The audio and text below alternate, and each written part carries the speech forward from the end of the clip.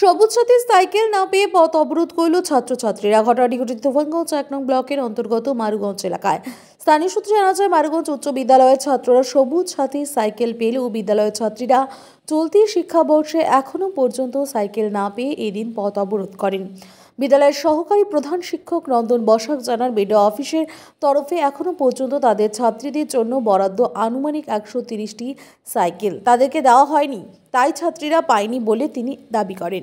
এদিকে পরবর্তীতে ঘটনাস্থলে এসে উপস্থিত হয় তুফানগঞ্জ ১ পঞ্চায়েত সমিতির সহকারী সভাপতি রাজেশ তন্ত্রী। পরবর্তীতে তার আশ্বাসে ছাত্রীরা জাতীয় সড়ক থেকে অবরোধ তুলে নেন।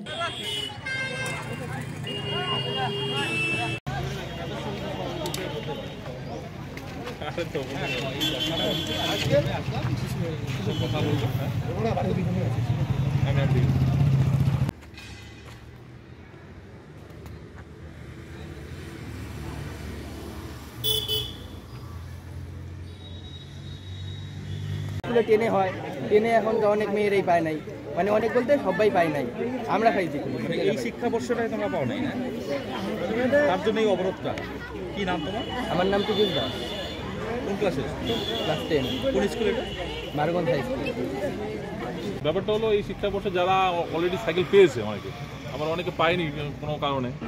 এখানে পথ অবরোধ হয়েছিল, আমি এখানে আসলাম, এসে বললাম, আমি বিডিও সাহেবের সঙ্গে কথা বললাম যে সাইকেলটা কেন পাওয়া হচ্ছিল না। বলো স্টকে নেই, কিছু সাইকেল কম ছিল দেখে পাইনি, সেটা আমরা 15 দিনের মধ্যে ডেলিভারি দিয়ে দেবে।